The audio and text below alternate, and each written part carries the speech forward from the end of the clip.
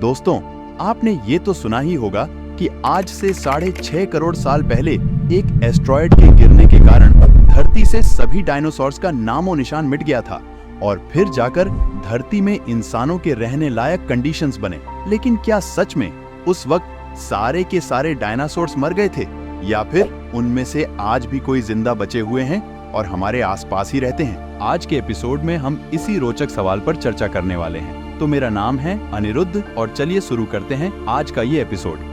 दोस्तों, हमने पिछले एपिसोड्स में जाना कि कैसे आज से 6.5 करोड़ साल पहले एक विशाल एस्ट्रॉयड हमारी धरती से टकरा गया था, जिसके बाद ऐसा माना जाता है कि उस एस्ट्रॉयड ने इतनी तबाही मचाई कि उससे डायनासोर्स की हर एक प्रजाति नष्ट हो गई और हमारी धरती पर डायनासोर का नामो निशान खत्म हो गया। लेकिन मैं आपको बता दूं कि यह सिर्फ आधा अधूरा सच है। हाँ, ये तो सच है कि इस एस्ट्रॉयड के टकराव के कारण भयानक तबाही मची थी और उससे डायनासोर्स की लगभग हर एक प्रजाति विलुप्त हो गई थी। लेकिन मेरी बात को जरा गौर से सुनिए। मैंने कहा लगभग हर एक प्रजाति, न कि हर एक प्रजाति, जिसका मतलब कि उस एस्ट्रॉयड द्वारा मचाई गई तबाही के बावजूद भी डायनासोर्स की 10 से 20 प्रजातियां इस प्रलय से भी बच गई थी। पर आखिर कैसे इन डायनासोर्स की प्रजातियों ने अपने आप को इस महाप्रलय से बचा लिया था?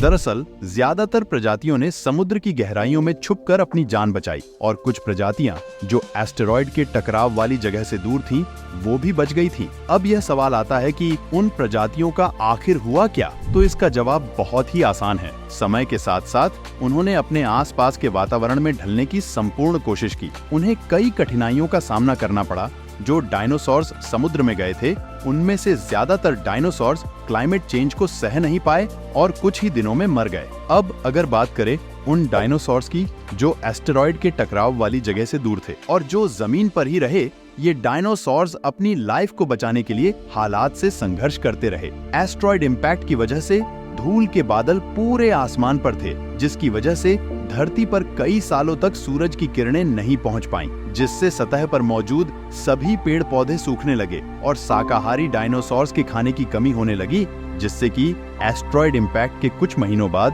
भूख के मारे ये डायनासोर्स भी मरने लगे और फिर धीरे धीरे सारे शाकाहारी डायनासोर्स विलुप्त हो गए। लेकिन मांसाहारी डायनासोर्स जो बच गए थे, उनके साथ ऐसा नहीं हुआ। वो डायनासोर्स दूसरों का शिकार करने लगे और अपना पेट भरने लगे। इसके साथ ही उन्होंने मरे हुए डायनासोर्स की लाशों को खाकर भी उस मुश्किल समय में जिंदा रहे। लेकिन एक समय के बाद मांसाहारी डायनासोर्स के लिए लाशें भी कम पड़ने लगी। लेकिन फिर भी इन डायनासोर्स ने संघर्ष किया और जो कुछ मिला उसे खाने लगे। अब चूंकि उन्हें अच्छे से भोजन नहीं मिल पा रहा था, इसलिए उनमें पोषण और पोषक तत्वों की कमी होने लगी और उनके शरीर में कमजोरी आने लगी। उनका शारीरिक ढांचा कमजोर और छोटा होने लगा। समय के साथ साथ उनके शरीर का स्ट्रक्चर और छोटा होता चला गया और अंत में जाकर उन्होंने डोडो जैसे जानवरों का रूप ले लिया। एक स्टडी के दौरान कुछ वैज्ञानिकों ने मुर्गी और टी-रेक्स के शरीर में काफी सिमिलैरिटी नोटिस की थी और ग्राफिकल ड्राइंग की मदद से उन्होंने इन सिमिलैरिटी को एवोल्यूशन ऑफ टाइम के पैरेलल रखकर देखा और रियलाइज किया कि इस बात के 63% चांसेस हैं कि टी-रेक्स की प्रजाति ही आगे जाकर मुर्गियों में परिवर्तित हो गई।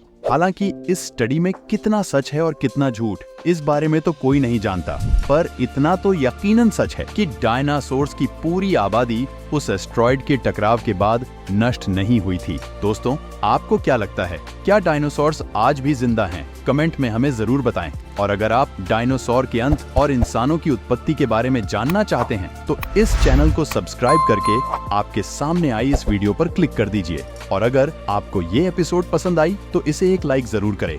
मैं आपसे मिलता हूँ नेक्स्ट वीडियो में। तब तक के लिए नमस्कार।